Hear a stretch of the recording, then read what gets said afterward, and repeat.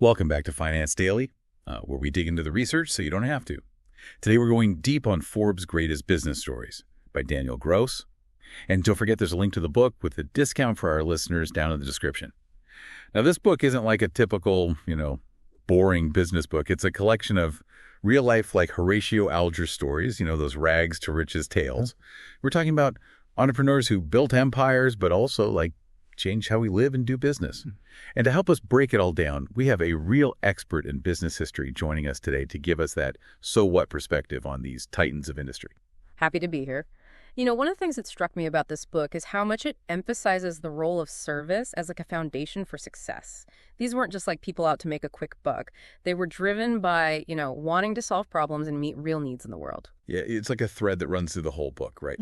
This idea that real success is built on providing a valuable service. There's even a quote from BC Forbes himself that sums it up perfectly. He said, "Success is the service over which it is written."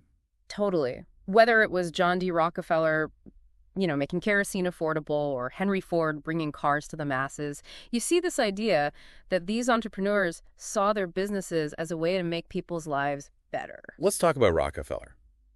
His story is like a wild ride through the very beginning of big business. It's amazing how much he did, starting with almost nothing. What can you tell us about how he became the king of the oil industry? Well, you got to understand that Rockefeller, he grew up during the oil boom in the 1860s. It was a crazy time, really unpredictable. But he was incredibly good at spotting opportunities and figuring out how to adapt. Even from a young age, he was focused on efficiency and not wasting anything. His mom always used to say, "Willful waste makes woeful want." That really stuck with him. Wow, that's a saying that stays with you. But how did he go from just being efficient to basically running the entire oil industry? That seems like a huge leap. It was a series of moves, some definitely more ruthless than others.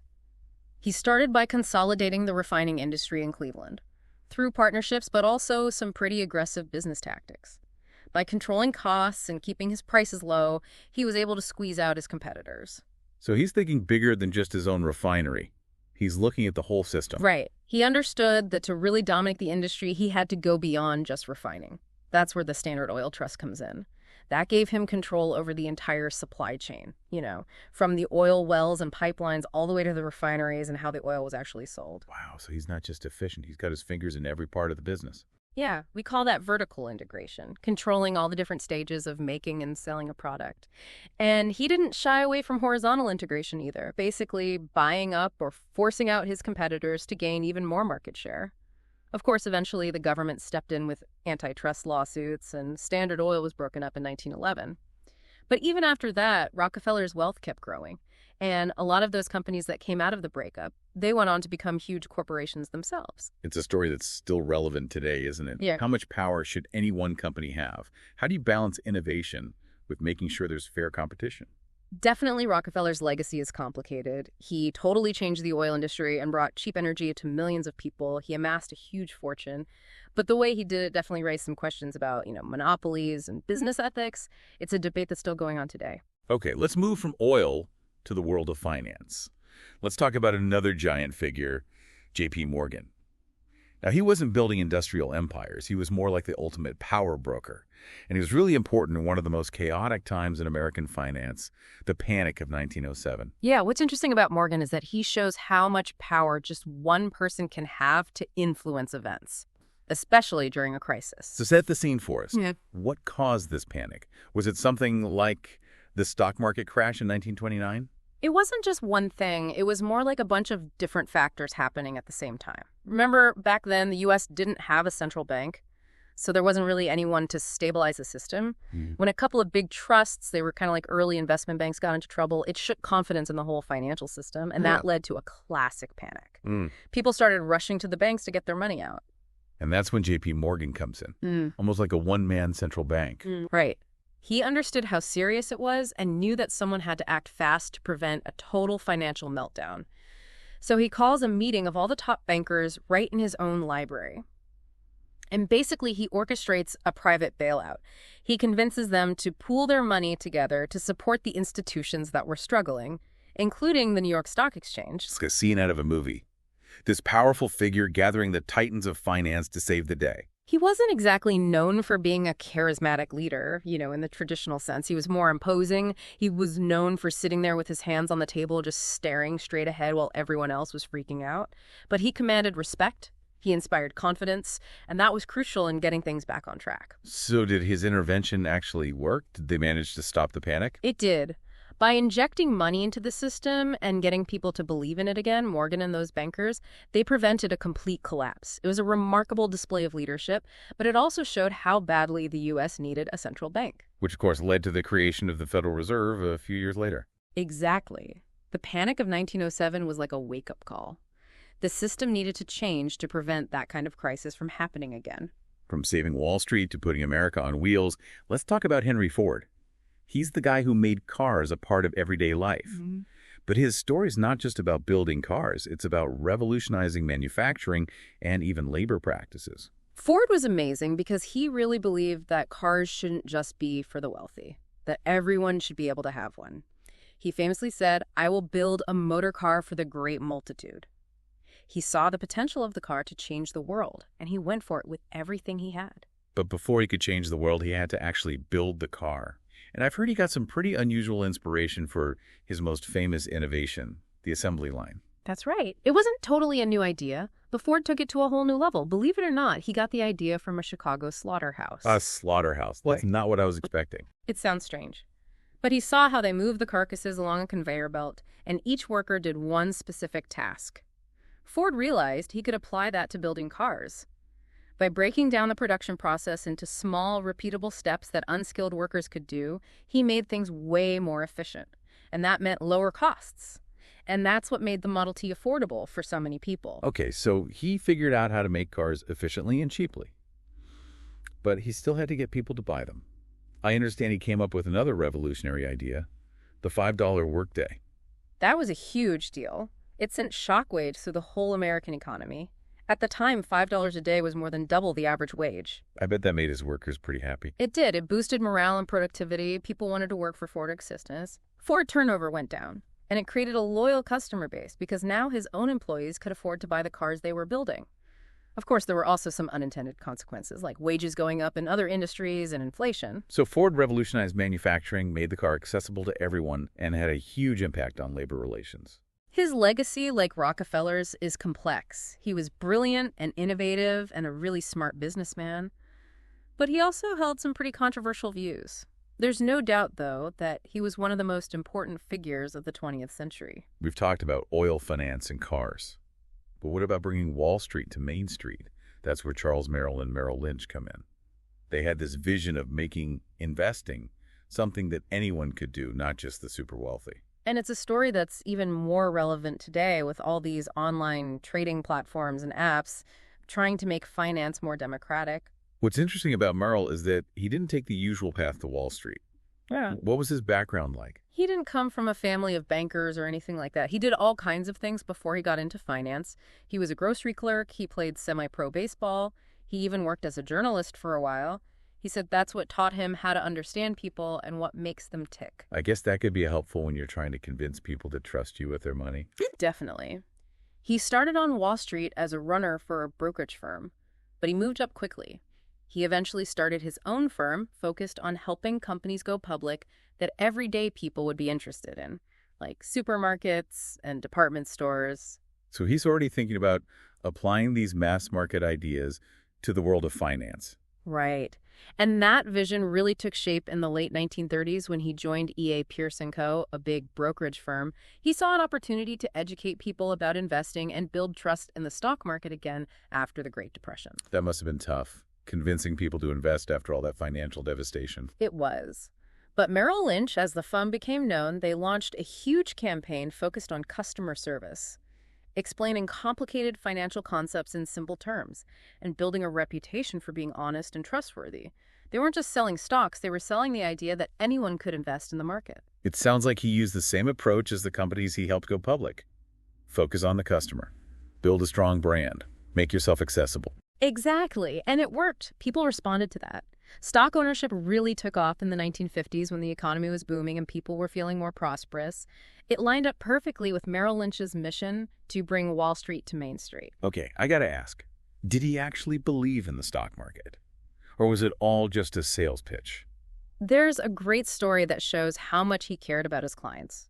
In the late 1920s, when the market was getting out of control, he was urging people to sell their stocks. He was so worried about a crash that he even went to see a psychiatrist who had sold all their stocks, just to make sure he wasn't going crazy. That's hilarious. Oh. It sounds like he really wanted to do right by his clients, even if it meant making less money. He had a huge impact on the financial industry. He made the brokerage business more accessible and customer-focused. He really paved the way for all the discount brokerages and online trading platforms we see today. It's amazing how many of these stories are about challenging how things were done and making them accessible to ordinary people. Rockefeller, Ford, and now Merrill. They all saw a chance to disrupt established industries and create new ways of doing business that would benefit everyone. It's a powerful lesson for anyone who wants to make a real difference. It's not just about creating something new. It's about making sure that it's accessible and beneficial to as many people as possible. From Wall Street to a world of imagination and entertainment, let's turn our attention to the man who built an empire on dreams and storytelling, Walt Disney. His story is like a classic American dream come true. Rags to riches with a bit of magic thrown in. Yeah. It's about never giving up, innovating, and believing in the power of dreams. It's hard to believe that this global empire started with just a love of drawing. Can you tell us a bit about his early years and how he created one of the most recognizable cartoon characters of all time? Disney's early life was tough. He had money problems, people rejected his ideas. He even lost control of his first successful character, Oswald the Lucky Rabbit. But he never gave up on animation. After he got cheated out of Oswald, he made a promise to himself. He said, "I will never work for anyone else again." And it was on a train ride back to California after that setback that he came up with the idea for Mickey Mouse. Talk about turning a negative into a positive. But even with Mickey Mouse, it wasn't an instant success, was it? It wasn't. The first Mickey Mouse cartoon, Plain Crazy, was a flop. It wasn't until Disney started using a new technology, sound synchronization, that Mickey really took off. Steamboat Willie, the first cartoon with synchronized sound, came out in 1928, and it was a sensation. He was a true innovator, always looking for ways to push the boundaries of animation. Absolutely. He pioneered new techniques like the multiplane camera, which made his films look more realistic and three-dimensional.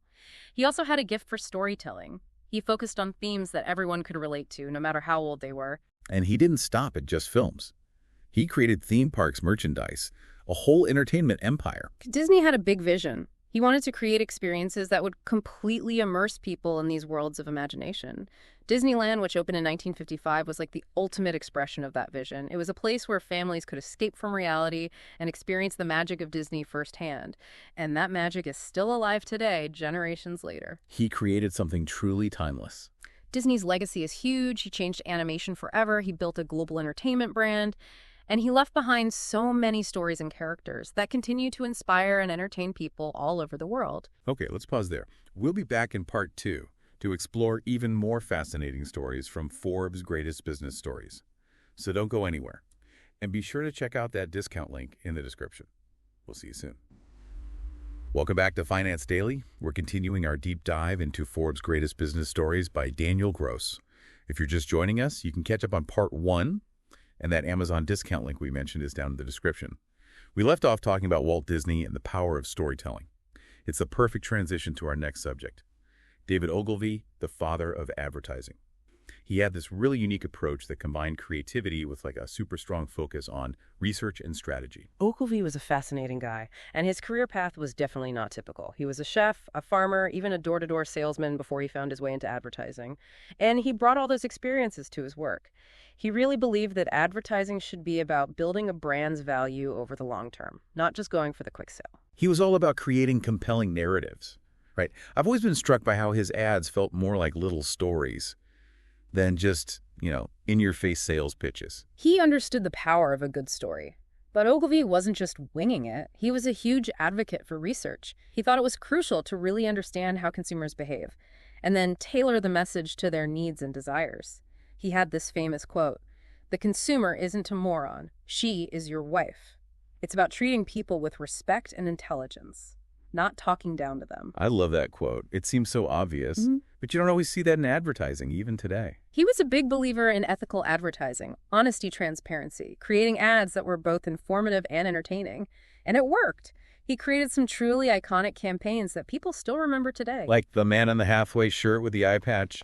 That image is burned into my brain. That's a classic Ogilvy campaign. He knew how to use powerful visuals to make a lasting impression. He also believed in the power of a strong headline, something that would grab your attention and deliver a clear message. So what would you say are some of Ogilvy's key principles, the ones that still apply to advertising today? His emphasis on research storytelling and respecting the consumer are more relevant than ever.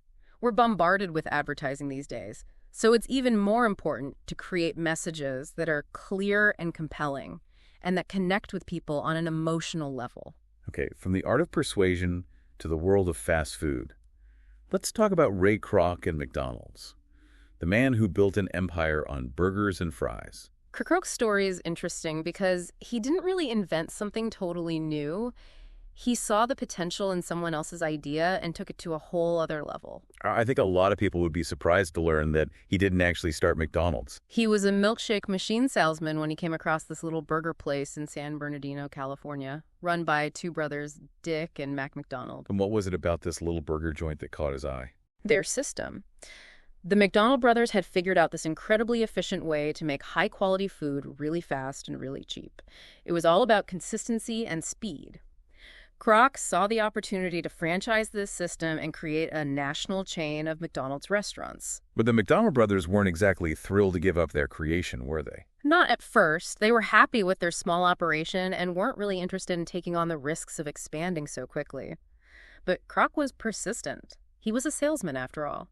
He eventually convinced them to sell him the franchising rights. And once he had those rights, he really went for it. McDonald's became a global phenomenon. He was obsessed with uniformity and quality control. He wanted every McDonald's to be exactly the same, no matter where you were in the world. He created a system that was super standardized and efficient, focused on speed, affordability, and that consistent experience. And he really knew how to target families and kids. Happy Meals, birthday parties, Ronald McDonald. He made McDonald's a central part of American culture. That was a big part of his strategy. He understood that creating an emotional connection with customers, especially children, was key to building a strong brand and loyalty that would last. But that kind of success rarely comes without controversy. What about the criticisms of McDonald's exploiting workers, contributing to obesity, homogenizing American culture? Those are legitimate concerns. Kroc's focus on growth and efficiency came at a price. He put profits ahead of people, paid low wages, didn't offer many benefits.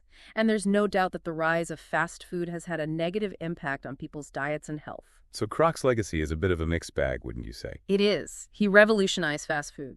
But his methods weren't perfect, and his legacy will always be tied to the social and health costs that came with the rise of fast food. From burgers to breakthroughs in technology. Let's shift our focus to the company that changed how we copy documents, Xerox, and the invention of xerography. It's a story about persistence, vision, and the impact of a truly transformative technology. The story actually starts with a guy named Chester Carlson. He was a patent attorney who was sick of how time-consuming and messy it was to copy documents. Back then, you had to use carbon paper or photostats, which were neither efficient nor reliable. I can only imagine how much easier Xerox machines made life for people in offices all over the world. It was a game changer. Carlson was convinced there had to be a better way, and he was determined to find it. In the late 1930s, he started experimenting with a process he called electrophotography, what we know today as xerography. So he's tinkering away in his apartment trying to invent this revolutionary technology. What happens next? After years of trying, he finally has a breakthrough in 1938.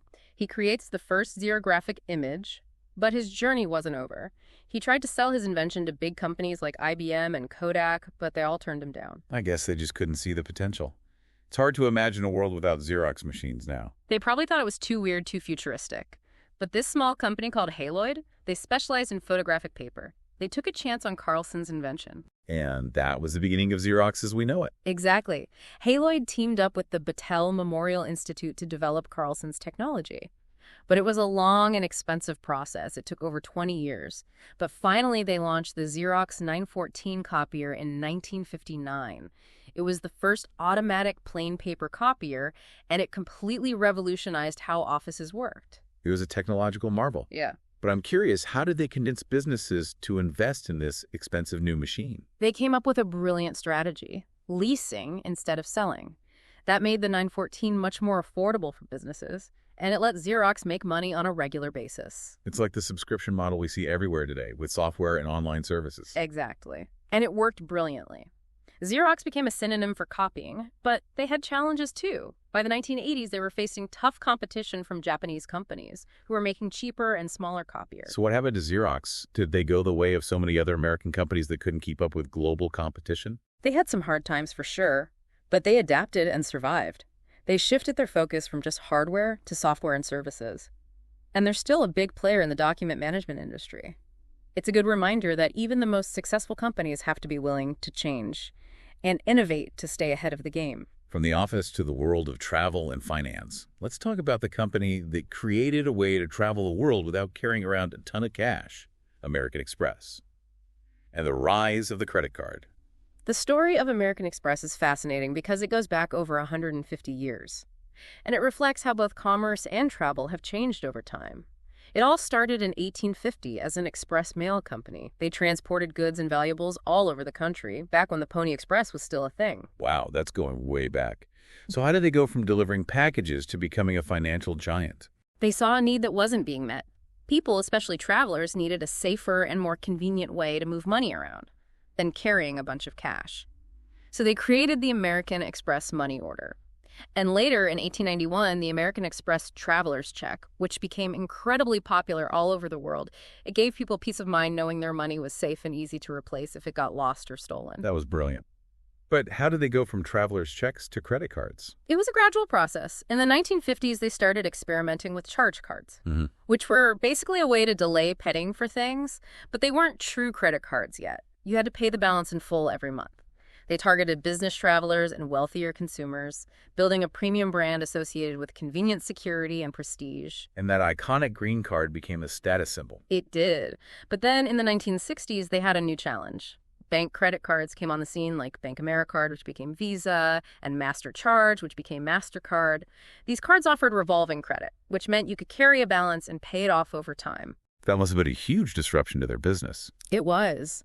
But American Express focused even more on their premium brand, targeting customers with higher incomes who wanted the perks and services that came with an American Express card. They also got into travel services, offering things like airline tickets and hotel reservations. So they built a whole ecosystem around travel and financial services. Exactly. And it worked.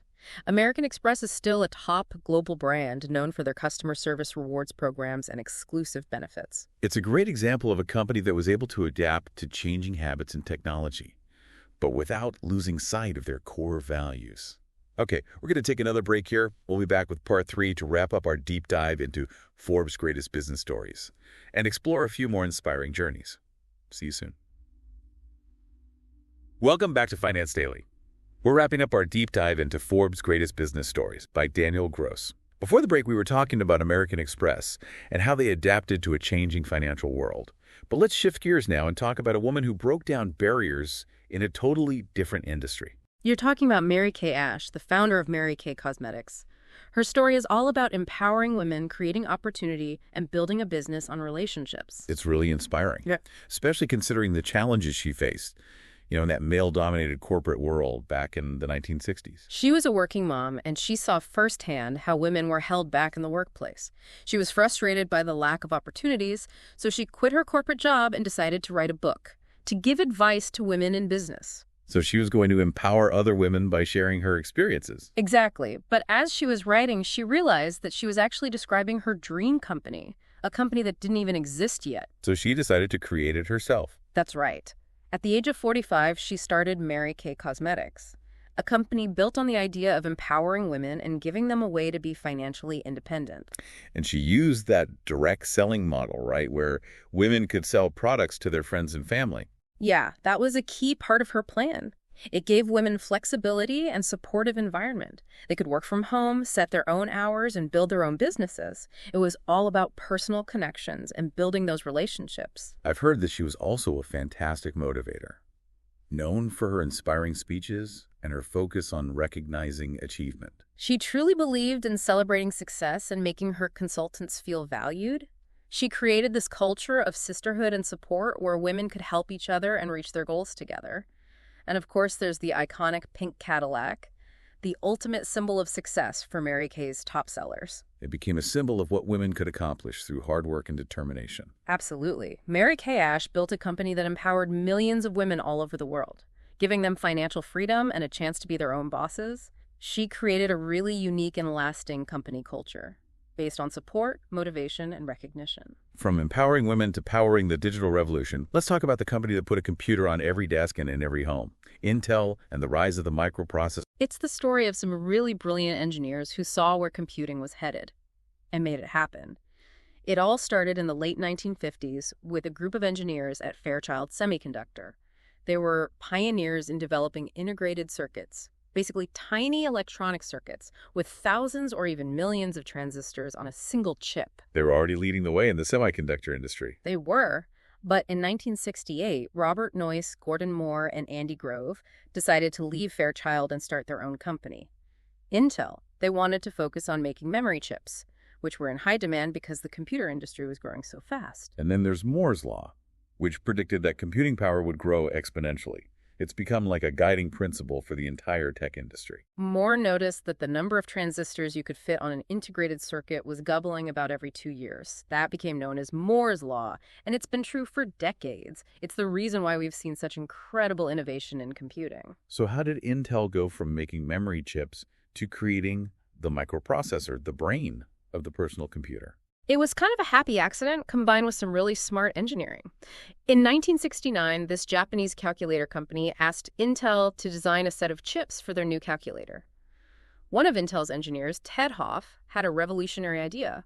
Why not make a general-purpose processor, one that could be programmed to do lots of different things? That was a turning point. It was. They called it the Intel 4004, and it was the world's first commercial microprocessor. It was tiny, but it had all the basic parts of a CPU. This is what made the personal computer revolution possible. It's hard to imagine the world without personal computers now. The microprocessor meant that computers could be smaller, more affordable, and more powerful. Companies like Apple Commodore and Tandy all started making personal computers, powered by Intel's microprocessors. And then the big breakthrough came when IBM decided to use Intel's 8088 microprocessor in their first personal computer in 1981. That must have been huge for Intel. It was IBM using their chip gave them instant credibility and established Intel's microprocessors as the standard. The PC market exploded in the 1980s and Intel's revenue went through the roof. But it wasn't always easy. Right. Didn't they have competition from other chip makers? Of course, they did. Companies like AMD and Xerox came along trying to take some of Intel's market share, but Intel stayed ahead by constantly innovating. Through aggressive marketing and this almost obsessive focus on staying at the cutting edge of technology. So what would you say is Intel's biggest legacy? They are the undisputed leader in the microprocessor world. Their chips power billions of devices all over the planet, from computers to smartphones to servers. Their microprocessors have driven the digital revolution, changing the way we live, work, and connect with each other. From the digital world to the world of discount retail, let's end our deep dive with the story of a man who built an empire on a simple idea. Everyday low prices. Sam Walton and the rise of Walmart. Sam Walton was a true visionary when it came to retail. He had this uncanny ability to figure out what customers wanted and give it to them at a price they could afford. He was also brilliant when it came to logistics and operations. He created a supply chain that was incredibly efficient and responsive. His story starts out pretty small, right? It does. He began with a single Ben Franklin franchise store in Arkansas. But he saw something that other people missed. Rural America wasn't being served by the big retailers.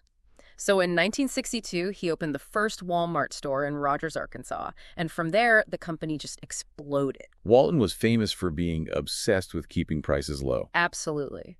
He was incredibly frugal even after he became a billionaire. He believed that keeping his own costs down meant he could offer customers the best possible prices. It was a philosophy that people really connected with, and it fueled Walmart's incredible growth. But he was also open to new ideas and technologies, wasn't he? Oh, yeah. He was a pioneer in using technology to improve efficiency and customer service. Walmart was one of the first retailers to use barcodes to keep track of their inventory, and they implemented a satellite system to connect all their stores in real time. He also had a unique philosophy when it came to his employees. He did. He called them associates, and he believed in making them part of the company's success. He created a profit-sharing program and encouraged his associates to think like owners, creating a culture of hard work and shared rewards. Right. And of course, no company as big and influential as Walmart is without its critics. What about the criticism of their labor practices, their impact on small businesses, and their environmental record? Those are important things to consider. Walmart's drive to keep prices low and be as efficient as possible put a lot of pressure on suppliers and competitors. And their rapid growth has definitely had a big impact on communities, both good and bad. It's a complicated legacy. It is Sam Walton revolutionized retail. He made so many things more affordable for millions of people. He created thousands of jobs and helped the economy grow. But his methods have also been controversial, and the impact of Walmart on communities and the environment is something people are still talking about today. From oil empires to the digital revolution, we've covered so much ground today, exploring some of the most important business stories of all time. It's been amazing to learn about these incredible entrepreneurs, their innovations, and the impact they've had. I think the common thread in all these stories is the power of having a vision being determined and being willing to challenge the status quo. These entrepreneurs weren't afraid to take risks, follow their dreams, and ultimately change the world. Out of all these stories, is there one that particularly stands out to you? One that you connect with more than the others? And why? We encourage you to check out Forbes' Greatest Business Stories by Daniel Gross to learn even more about these fascinating journeys. Don't forget, we have a special discount link just for you in the description. And as we wrap up this deep dive, here's something to think about. What's happening in business right now that we'll be talking about is one of the greatest stories in the future. Which entrepreneurs are shaping the world of tomorrow? Let us know your thoughts in the comments. And if you enjoyed this deep dive, be sure to like, subscribe, and share it with your friends. We'll be back with more Finance Daily explorations soon. Thanks for listening.